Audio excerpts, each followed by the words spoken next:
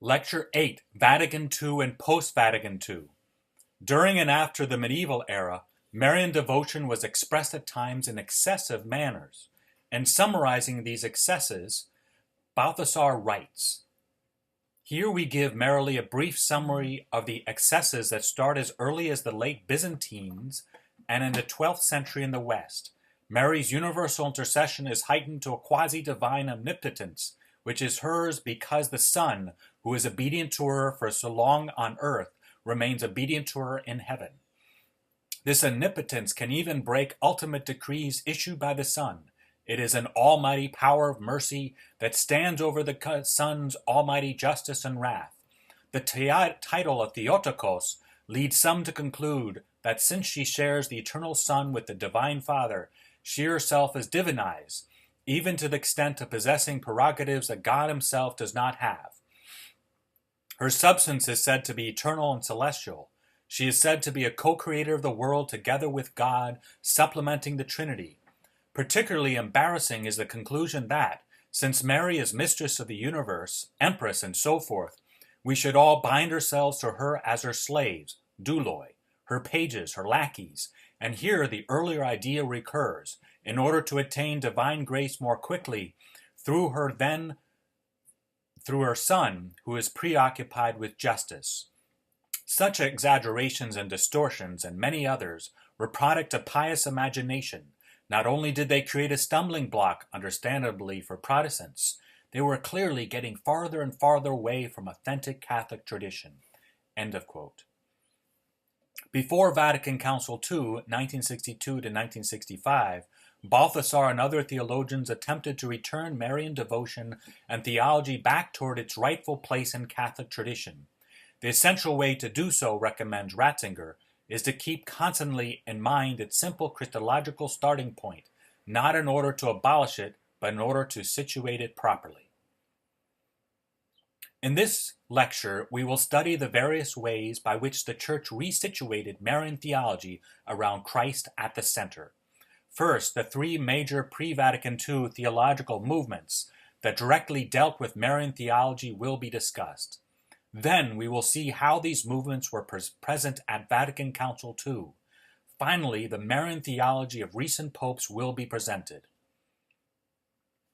Pre-Vatican II and Vatican II. One major ecclesial movement that arose before the Vatican Council II was the Marian movement. The Marian movement was in part sparked by a number of the major apparitions of Mary, including at La Salette, Lourdes, and Fatima. A second major pre-Vatican II Council ecclesial movement was the modern liturgical movement. The liturgical movement gained momentum during the 19th and 20th century from the liturgical revival at Salem, France, and from the liturgical renewal promoted by Saint Pope Pius X. A third major pre-Vatican Council II movement was the ecumenical movement which the Catholic Church participated in, even though the movement began among Protestant churches. One early pre-Vatican II sign of this Catholic participation is evident in the cautious December 20th, 1949 instruction of the Holy Office titled, "On the Ecumenical Movement." In contrast with the personal, intimate, and subjective nature of the Marian movement, which was inspired by both modern private revelations and by medieval Marian spirituality, the liturgical movement stressed that it was objective, sacramental, and based primarily on public revelation as interpreted by the patristic era. A certain falseness of this dichotomy between these two movements was demonstrated when, after the conclusion of World War II, a number of leading theologians showed how genuine Marian piety is rooted in the Bible, is present in the writings of the Church Fathers, is intrinsic to the liturgy, and is personal.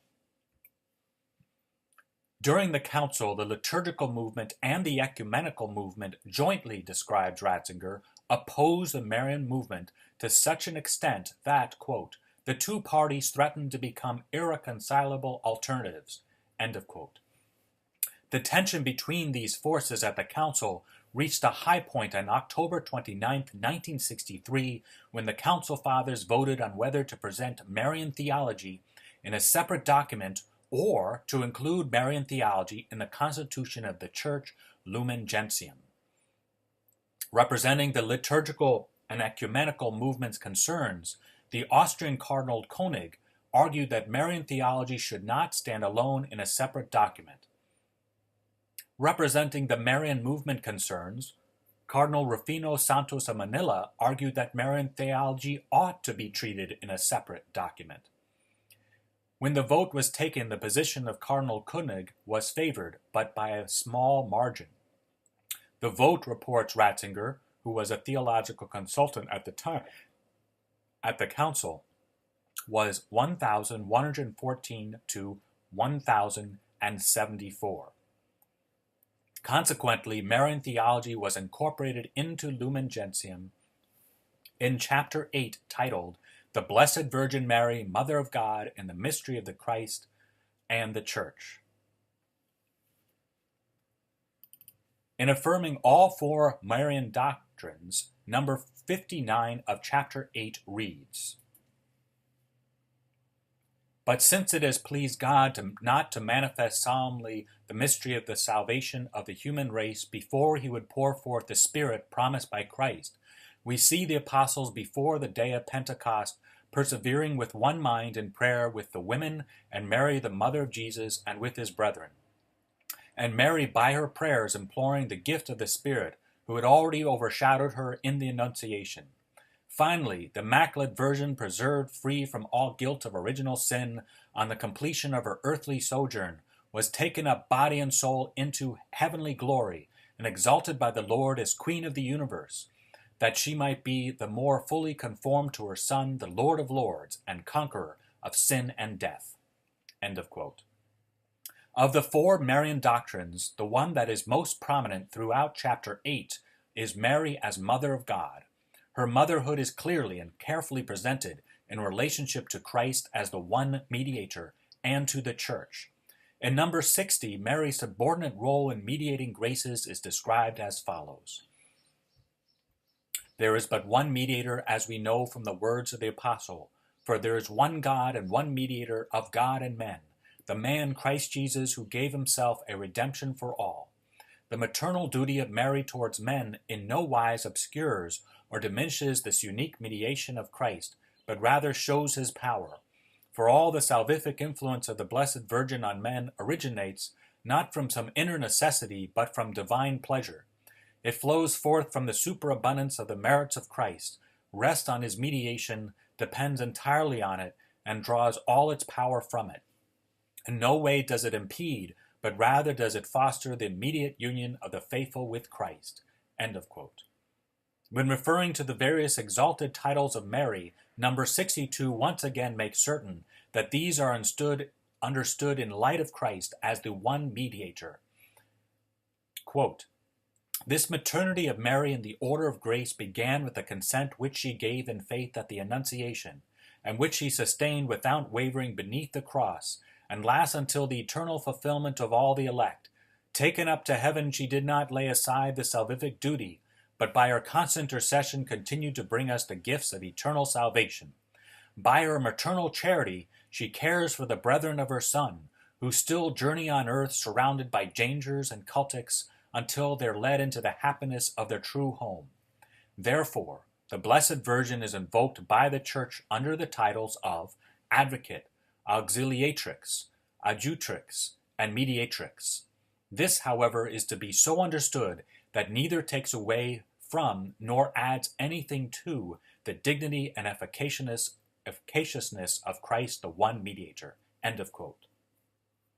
Balthasar points out that not only is the Marian principle of the Church located by Vatican II documents within the communion of the Church, but the Petrine principle, the office of the papacy, is also situated within the communion of the Church and not isolated from the Church. This is evident in Vatican II's decree on the pastoral office of bishops. This decree acknowledges that bishops have authority by virtue of their office. In other words, episcopal authority is not merely delegated to them by the Pope. Number 4 of the decree reads, "The bishops, by virtue of their sacramental consecration and their hierarchical communion with the head of the college, and its other members are constituted members of the episcopal body. Similarly, Lumen Gentium explains that bishops are not to be regarded as vicars of the Roman pontiff, for they exercise the power which they possess in their own right, and are called in the truest sense of the term prelates of the people whom they govern. End of quote. These two dimensions of the Church, the Petrine and the Marian, asserts Balthasar, were well described by Vatican II documents, since they are presented within the communion of the Church and the roles are described as complementary. The Petrine structural and hierarchical dimension externally and objectively unites the Church, while the Marian principle unites the Church more intimately, internally and subjectively. The objective Petrine liturgical public revelation and the subjective Marian devotional subjective holiness private revelation are, insists Balthasar, to be in harmony with one another in the Church. When this harmony occurs, he states, quote, the result is a Christian life that the Church can hold up, can canonize as exemplary and worthy of imitation, inasmuch as it reflects the splendor of the holiness of God and Christ. The biblical scholar Brant Petre's comments on marriage can help to understand the importance of balancing the objective and subjective dimensions of the Church. In reference to marriage, Brant Petre states, quote, that a headless person is a dead person and a heartless person is a dead person. The question, is the head or heart more important, is meaningless, since they both need each other in an essential way. The man is naturally ordered to governing, and the woman is naturally ordered to loving. The end is peace and harmony at home. Similarly, but with a difference, the subjective Marian holiness of the heart dimension of the Church and the objective holiness of the structure, Petrine dimension of the Church, need each other.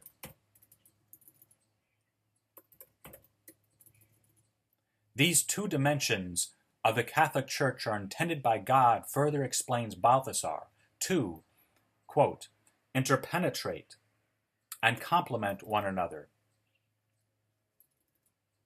Mariology and the doctrine of the office are not side chapels of Catholic dogmatics. Rather, they are central integrating aspects of ecclesial Catholicity. End of quote. Modern papacy. In the final section of this lecture, we will glance at 4 modern popes who have complemented one another with their different Marian perspectives: Pope Paul VI, John Paul II, Benedict XVI, and Pope Francis.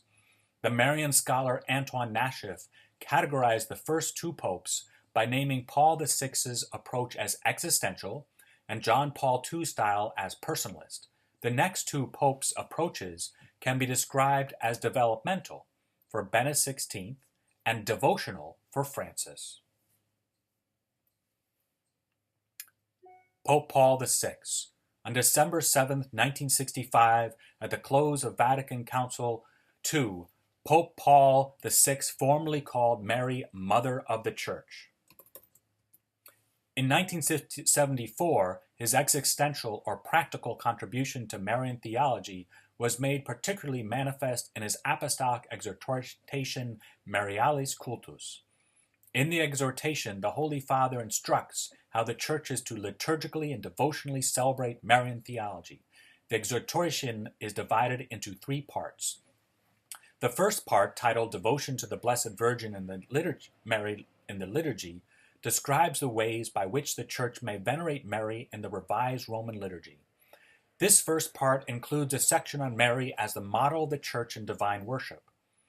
The second part, titled The Renewal of Devotion to Mary, first describes Trinitarian, Christological, and ecclesial aspects of devotion to the Blessed Virgin. Then, in section 2, the Holy Father goes through 4 guidelines for devotion to the Blessed Virgin: biblical, liturgical, ecumenical, and anthropological. In the second section of part 2, the Pope cautions against certain attitudes of piety which are incorrect. Such attitudes include, quote, the exaggeration of content and form which even falsifies doctrines, and likewise the small-mindedness which obscures the figure and mission of Mary, vain credulity which substitutes reliance on merely external practices for serious commitment, and sterile and ephemeral sentimentality so alien to the spirit of the gospel that demands persevering and practical action." End of quote. The third part, titled Observations on Two Exercises of Piety, the Angelus and the Rosary, encourages the praying of the Angelus and the Rosary.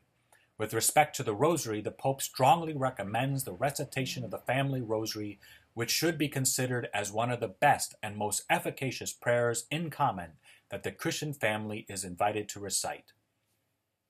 John Paul II. Even though John Paul II dedicated himself to Mary with his episcopal motto, Totus Tuus, all yours, he once distanced himself from Marian devotion. He explains this in Crossing the Threshold of Hope. Quote, "During the Second World War, while I was employed as a factory worker, I came to be attracted to Marian devotion.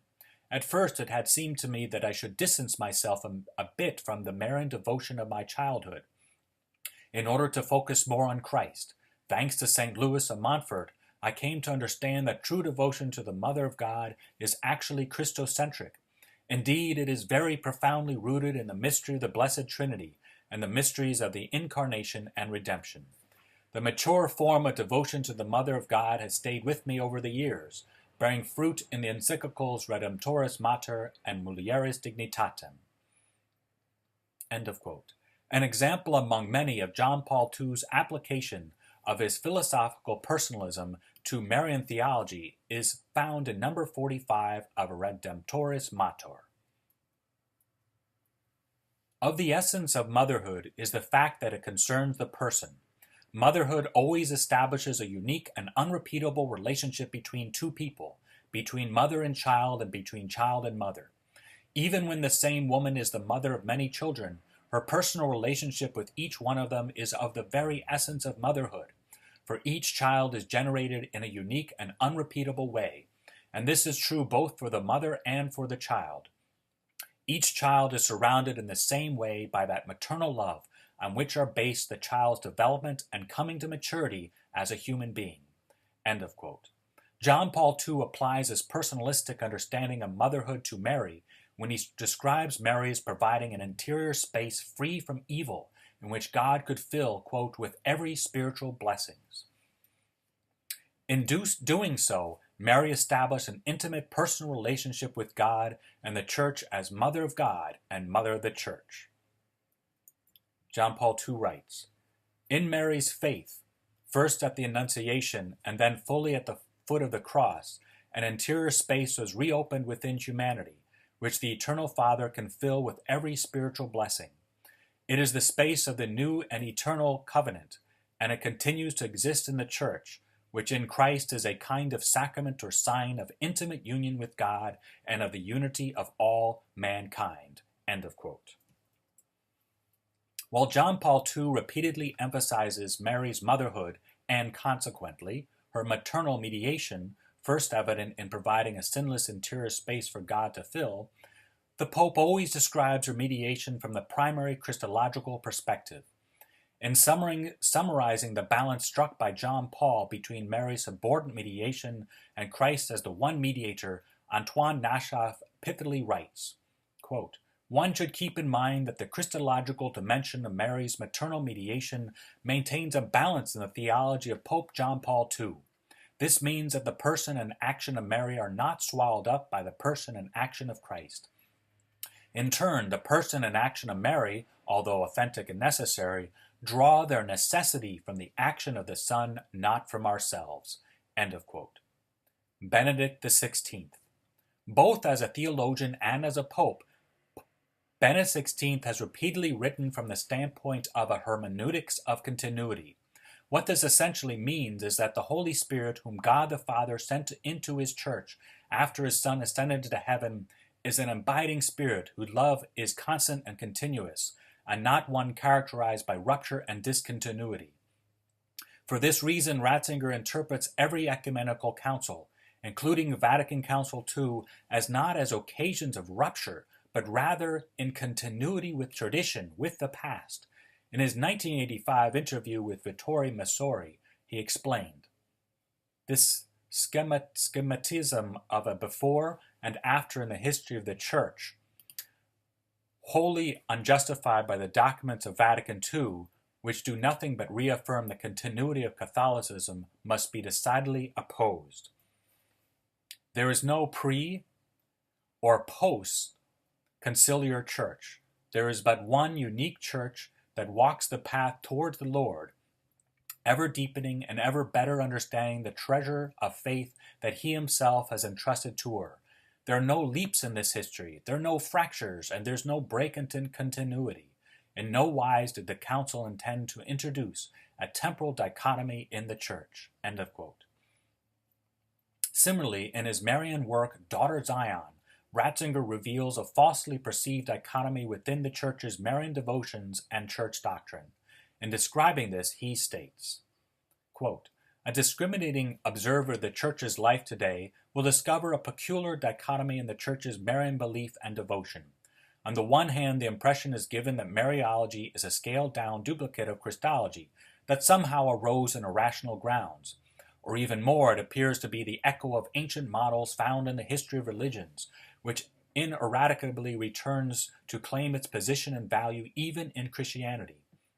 Although closer examination shows that there are neither historical nor theological grounds to support it. Indeed, many find no embarrassment in identifying the non-Christian origin of Marian belief and devotion, from Egyptian myths, from the cult of the Great Mother, from Diana of Ephesus, who entirely on her own became Mother of God, Theotokos, at the council convened in Ephesus. On the other hand, there are those who plead for a magnanimity with regard to diverse types of piety. Without puritanical tendencies, we should just leave the Romans their Madonnas. Behind this generosity can be seen an attitude which becomes noticeably stronger as a result of the trend towards the rationalization of Christianity, namely the longing for a response in the religious sphere to the demands of emotion, and after that the longing for the image of woman as virgin and mother to have a place in religion as well. Of course, mere tolerance in the face of manifold customs will not suffice to justify Marian piety. If its basis is as negligible as might appear from the considerations just mentioned, then the continued cultivation of Marian piety would be nothing but a custom contrary to truth. Such customs either wither away because their root, the truth, has dried up, or they continue to proliferate contrary to conviction, and thus destroy the correlation between truth and life. They thereby lead to a poisoning of the intellectual spiritual organism, the results of which are incalculable." End of quote. After presenting the above perceived false dichotomies, Ratzinger, beginning with the Old Testament, systematically defends genuine Marian devotion and theology by showing how it has continually developed in an organically inspired manner. In a book he co-authored with Balthasar, Ratzinger cautions against an approach to Marian devotion and theology, and by extension to all theology, that he calls an archaeological mentality. According to those who think according to this mindset, what is chronologically closest to the time of Christ is superior in all ways to what is closer to the present age. This mentality is based upon a, quote, model decline. What occurs after a certain point in time appears ipso facto to be of inferior value, as if the Church were not alive and therefore capable of development in every age. As a result of all this, the kind of thinking shaped by the liturgical movement narrowed into a biblicist, positivist mentality, locked itself into a backward-looking attitude, and thus left no more room for the dynamic development of the faith. On the other hand, the distance implied in historicism inevitably paved the way for modernism, since what is merely past is no longer living. It leaves the present isolated and so leads to self-made experimentation. Pope Francis. Since their earliest days, Jesuits have been known for being close to the people in their missionary work. One way they connected with people was by promoting devotions. A notable example is their promotion of the Sacred Heart devotion since July 2nd, 1688, when a revelation to the Visitation nun St. Margaret Mary Alacoque, the Jesuits were given the responsibility of promoting devotion to the Sacred Heart. In line With this great tradition, Pope Francis has promoted devotions. One Marian devotion he has promoted is called Mary Entire of Knots. He encountered this devotion in a deep way in making a pilgrimage to the Bavarian city of Augsburg. There he prayed in front of a Baroque painting from the 1700s called Mary Entire of Knots. The painting was commissioned by a man whose grandfather's marriage had been saved when a local Jesuit priest recommended him to pray to Mary to untie all the knots. He did so, and peace once again reigned between he and his wife. In reference to this title, the Holy Father in a Saturday papal address said this: Mary's faith unties the knot of sin. What does that mean? The fathers of the Second Vatican Council took up a phrase of St. Irenaeus, who states that the knot of Eve's disobedience was untied by the obedience of Mary. With the Virgin Eve bound by her unbelief, the Virgin Mary loosened by her faith. The knot of disobedience, the knot of unbelief. When children disobey their parents, we can say that a little knot is created. This happens if the child acts with an awareness of what he or she is doing, especially if there is a lie involved. At that moment, they break trust with their parents. You know how frequently this happens. Then the relationship with their parents needs to be purified of this fault. The child has to ask forgiveness so that harmony and trust can be restored. Something of the same sort happens in our relationship with God. When we do not listen to Him, when we do not follow His will, we do concrete things that demonstrate our lack of trust in Him, for that is what sin is, and a kind of knot is created deep within us. These knots take away our peace and serenity. They are dangerous, since many knots can form a tangle which gets more and more painful and difficult to undo. But we know one thing: nothing is impossible for God's mercy. Even the most tangled knots are loosened by His grace. And Mary, whose yes opened the door for God to undo the knot of the ancient disobedience, is the mother who patiently and lovingly brings us to God, so that He can untangle the knots of our soul by His fatherly mercy. We all have some of these knots, and we can ask in our heart of hearts, what are the knots in my life? Father, my knots cannot be undone. It is a mistake to say anything of the sort. All the knots of our heart, every knot of our conscience can be undone. Do I ask Mary to help me trust in God's mercy, to undo those knots, to change? She, as a woman of faith, will surely tell you, get up, go to the Lord, He understands you. And she leads us by the hand as a mother, our mother, to the embrace of our Father, the Father of mercies. God bless.